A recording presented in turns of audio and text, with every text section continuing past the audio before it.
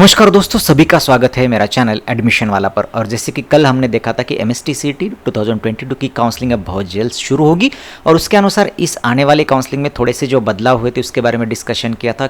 अगली वीडियो में और ज़्यादा डिस्कशन करेंगे जैसे रूल्स आउट होंगे तब। तो कल हमने एक छोटा सा पॉइंट डिस्कस किया था कि सीओपी अब टेक्नोलॉजिकल यूनिवर्सिटी हो गई है और उसका सीट मैट्रिक्स अब बदल चुका है। ये तो सभी को पता है, कल हमने उसके बारे में देखा। उसके और थोड़ी सी अगली जानकारी ले लेंगे कि किसको कितनी सीट्स अब रहेगी, कट ऑफ में कुछ बदलाव हो सकता है क्या, फीस अब कौन तय करेगा और किसको कौन डिग्री देगा, आगे जो उनका अभी पहले जो स्टूडेंट पढ़ रहे हैं उनका क्या है और आगे जब आएंगे स्टूडेंट्स तो उनके लिए क्या होगा, और एडमिशन के दृष्टिकोण से हमें उसके क्या फ़ायदे हो सकते हैं और क्या नुकसान हो सकते हैं, इसके बारे में भी थोड़ा सा जायजा लेंगे। तो चलिए बिना देरी के करते हैं वीडियो में शुरुआत। और सबसे पहले हम जान लेते हैं कि सभी को पता होगा कि Maharashtra CUP technological university act 2022 के अनुसार अब सीयूपी ये इंस्टीट्यूट ना रह के अब ये टेक्नोलॉजिकल यूनिवर्सिटी में बदल गया है। तो अब ये सीयूपी अब टेक्नोलॉजिकल यूनिवर्सिटी बनी है, ना कि अब ये सिर्फ ऑटोनॉमस इंस्टीट्यूट पहले था। पहले उसको ऑटोनॉमी का दर्जा तो पहले ही प्राप्त हुआ था, अब ये टेक्नोलॉजिकल यूनिवर्सिटी भी हो गया है। और अब ये नॉन एफिलेटिंग यूनिवर्सिटी है, मतलब ये सीयूपी अब एसपीपीयू या फिर किसी यूनिवर्सिटी से एफिलेटेड नहीं है, अब ये खुद एक यूनिवर्सिटी है और अब खुद ये डिग्री प्रोड्यूस करेगा, ये प्रोवाइड करेगा सॉरी। तो चलिए हमने थोड़ी सी जानकारी इकट्ठा कर ली कि क्या हुआ है और किसकी वजह से इम्पैक्ट पड़ेगा।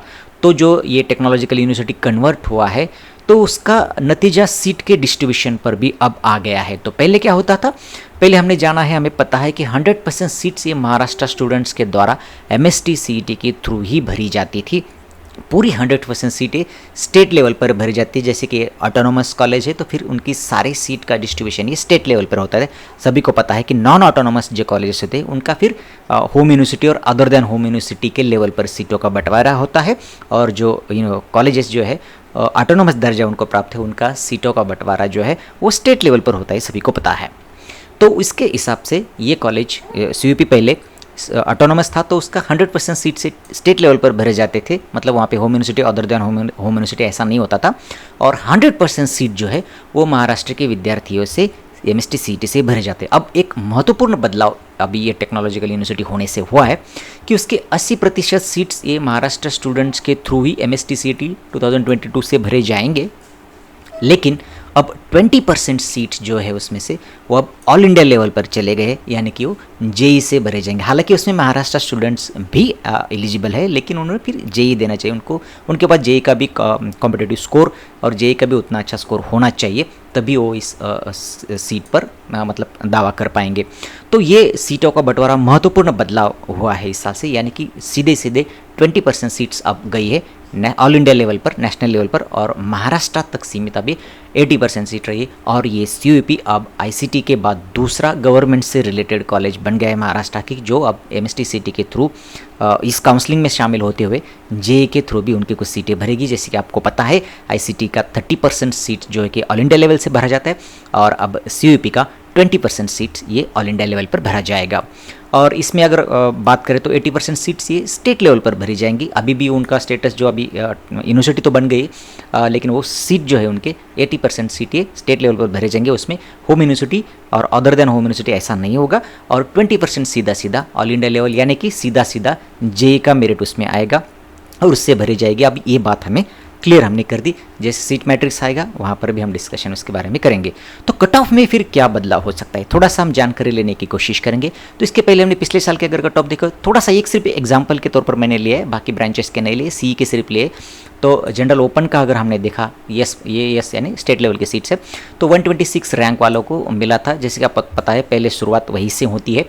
तो इस बार अब उसके बारे में डिटेल हम बाद में चर्चा भी करेंगे कि ये सारा जो खेल है, कितने बच्चे जोशा में जाते हैं या फिर कितने बच्चे फिर दूसरे काउंसलिंग में पार्टिसिपेट, उसके ऊपर भी थोड़ा सा मेरिट आगे पीछे होता है।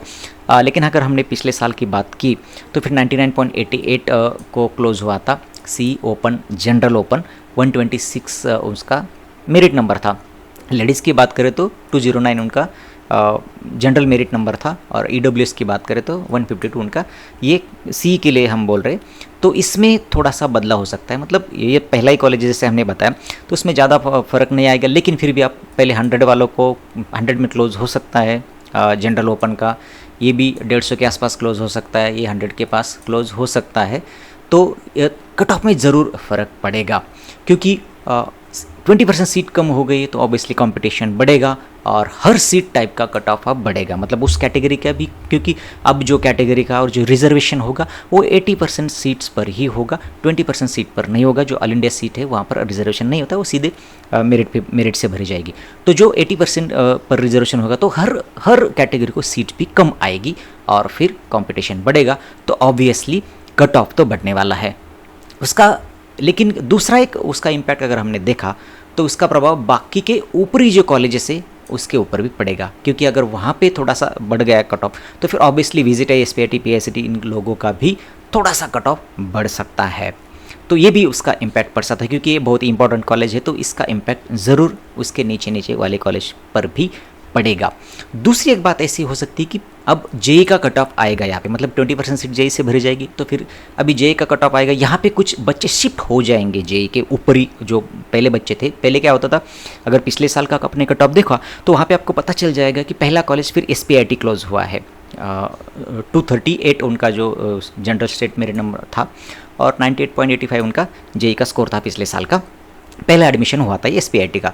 तो अब क्या होगा कि ये बच्चे थोड़े ऊपर यहाँ पे CUP में आएंगे तो थोड़ा सा बढ़ने के चांसेस है, और CUP में शिफ्ट हो जाएंगे तो फिर जेई का कट ऑफ थोड़ा सा गिर भी सकता है थोड़ा सा, अगर बच्चे उतने ही रजिस्ट्रेशन किए तो, क्योंकि ये सारा खेल होता है कितने बच्चे रजिस्ट्रेशन करेंगे, उसमें से कितने स्प्रेड होंगे, तो हर साल थोड़ी थोड़ी कंडीशन बदल सकती है। लेकिन अगर मोटे तौर पर देखा जाए तो जेई का थोड़ा सा कम होने की शक्यता है और बाकी का जो MST सीट है वो निश्चित तौर पर बढ़ने की शक्यता है, तो थोड़ा सा हमने उसका भी जायज़ा ले लिया। अब फीस के बारे में आपको पता होगा कि Maharashtra CUP technological university act 2022 के तहत फी फिक्सेशन कमेटी तैयार की है, मतलब उनका प्रयोजन किया है। वो एक कमेटी होंगी, उसमें कुछ सदस्य होंगे, उसका पूरा डिटेल उस एक्ट में है, अगर आप देखना चाहते तो एक्ट में देख सकते हैं। फी फिक्सेशन कमेटी कम से कम 6 माह पहले एडमिशन के पहले फ़ीस तय करेगी। अभी इस साल थोड़ा सा उनका ये हुआ था, अभी तक उनका फ़ीस का कुछ दिखा नहीं मुझे, लेकिन करना चाहिए उन्होंने। अब कितना फ़र्क पड़ता है या फिर वो उनका मीटिंग कब होता है, उनका फॉर्मेशन कब होता है, उसके ऊपर है, 1-2 साल उनको स्ट्रीमलाइन होने में लग सकते हैं। और फ़ी फिक्सेशन फ़ीस तय करते समय ये कमेटी गवर्नमेंट की जो पॉलिसीज है महाराष्ट्र गवर्नमेंट की उसको भी मद्देनज़र रखते हुए उनका फ़ीस फिक्सेशन करेगी। पहले जैसे का पता है प्राइवेट कॉलेजेस का फ़ी फिक्सेशन के लिए आपको पता है कि फिक्सेशन हमारा FRA है मुंबई में, वो करता है, और इनका जो है गवर्नमेंट करता है। तो अब CUP का क्या होगा, उनकी फ़ी फिक्सेशन कमेटी होगी और वो फ़ी तय करेगी। और जैसे कि आपको पता है नया स्ट्रक्चर होगा, नए बॉडीज़ होगी, नए कुछ अपॉइंटमेंट्स होंगे, तो फीस उनका खर्चा भी बढ़ सकता है, तो फीस थोड़ी सी बढ़ सकती है। जैसे कि आपको पता होगा पिछले साल शायद 90,000 तक की, अब थोड़ी सी बढ़ सकती है। तो चलिए इसके बारे में भी हमने चर्चा कर ली। दूसरा बात है कि किसको कौन डिग्री देगा। अभी ये टेक्नोलॉजिकल यूनिवर्सिटी में कन्वर्ट हुआ है, तो पिछले बच्चों का क्या, आगे आने वाले स्टूडेंट्स का क्या, तो मैं आपको बताना चाहूँगा कि स्टेप बाय स्टेप इस एक्ट के तहत स्टेप बाय स्टेप CUP अब SPPU यानी सावित्रीबाई फुले पुणे यूनिवर्सिटी से डीएफिलेट होगा। अभी वो एफिलेटेड है, हालांकि वो ऑटोनॉमस है लेकिन एफिलेटेड टू पुणे यूनिवर्सिटी ही था, तो अब यूनिवर्सिटी से वो डीएफिलेट होगा धीरे धीरे, ईयर बाय ईयर। अभी क्या होगा कि इसके तो एकेडमिक ईयर 2022-23 के पहले जो स्टूडेंट्स एडमिटेड हुए वो उनको SPPU के तहत ही डिग्री मिलेगी, मतलब इसके पहले, इस साल के पहले जो स्टूडेंट आए हैं उनका डिग्री ख़त्म होने तक यूनिवर्सिटी ही उनका देखेगा और उनको यूनिवर्सिटी की डिग्री और सर्टिफिकेशन वो मिलेगा। लेकिन अब इस साल या फिर इसके बाद के स्टूडेंट जो CUP टेक्नोलॉजिकल यूनिवर्सिटी के अंडर वो एडमिट होंगे तो उनको उनके हिसाब से अभी डिग्री मिलेगी। चलिए एडमिशन के दृष्टिकोण से कुछ फ़ायदे और कुछ नुकसान थोड़ा सा समरी हम यहाँ पे ले लेंगे। फ़ायदे की बात करें तो जेई से भी एडमिशन मिलेगा, क्योंकि बहुत सारे बच्चे ऐसे थे कि जो महाराष्ट्र के काउंसलिंग में पार्टिसिपेट होते थे महाराष्ट्र के बाहर के, लेकिन उनको पता नहीं होता था कि गवर्नमेंट कॉलेजेस में उनको एडमिशन नहीं मिल सकता है। तो उसमें एक ICT और ये CUP अभी 2 कॉलेज ऐड हुए, कम से कम वो 2 ऑप्शन तो उनके पास रहेंगे।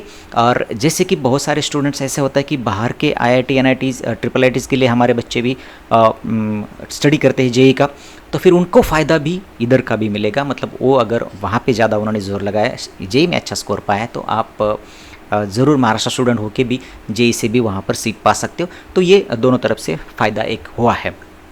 दूसरा है कि जेई से एडमिशन मिलने वाले बाकी कॉलेज का कट ऑफ थोड़ा सा कम होगा। ये पॉइंट हमने पिछला डिस्कस किया है, जैसे कि वहाँ पे जगह क्रिएट हो गई तो ऑब्वियसली स्टूडेंट्स थोड़े ऊपर जाएंगे, तो पिछले जो नीचे वाले कॉलेज है उनका जेई का कट ऑफ थोड़ा सा कम होगा। और एडमिशन के दरवाजे अब नेशनल लेवल पर भी खुलेंगे। हो सकता है कि थोड़ी सी एप्लीकेशन, अगर ये बात सभी को पता चल गई तो एप्लीकेशन जेई के थोड़े से बढ़ सकते हैं इस साल। उसका भी जायज़ा हम जब एप्लीकेशन आएंगे तो उस समय चर्चा करेंगे पिछले साल के उनके पूरे एडमिशन डेटा के हिसाब से। नुकसान की बात करें तो ऑब्वियसली जो सब हेड या फिर जो सीट टाइप्स है उनके कट ऑफ तो बढ़ने वाले हैं महाराष्ट्र स्टूडेंट्स के लिए। और महाराष्ट्र एक्सक्लूसिवली जो महाराष्ट्र स्टूडेंट्स के लिए सीट होती थी 100% पूरी की पूरी, अब वो कम होकर 20% सीट का उनको नुकसान हो रहा है। तो वो सीट भी, हालांकि जैसे हमने डिस्कस किया, वो 20% से भी महाराष्ट्र स्टूडेंट्स आ सकते हैं, लेकिन उनके लिए जेई का स्कोर उनको अलग से एक्वायर या फिर अलग से उनको वो करना पड़ेगा, वो अर्न करना पड़ेगा। और दूसरा है कि फ़ीस बढ़ सकती, इसके अलावा ज़्यादा नुकसान नहीं है। दोनों हमने एडमिशन के दृष्टिकोण से जायज़ा ले लिया। अगर आपके मन में है कोई सवाल तो पूछिएगा कमेंट्स बॉक्स में, हम ट्राई करेंगे उसका जवाब देने का। यहाँ से आगे एडमिशन सिस्टम हम पूरा कवर करेंगे। जैसे जैसे अपडेट्स आएंगे, जैसे जैसे नियमों का कुछ बदलाव होंगे तो मैं आपके सामने उसे ज़रूर लाने की कोशिश करूँगा। चैनल को सब्सक्राइब करने की बिल्कुल ज़रूरत नहीं, जैसे आपका एडमिशन प्रोसेस खत्म होगा तो आप अपने स्टडी पर चले जाएगा, यही मेरी ख्वाहिश रहेगी। रुकते यहाँ पर, फिर मिलेंगे किसी नए वीडियो में, तब तक के लिए नमस्कार, शुभ रात्रि।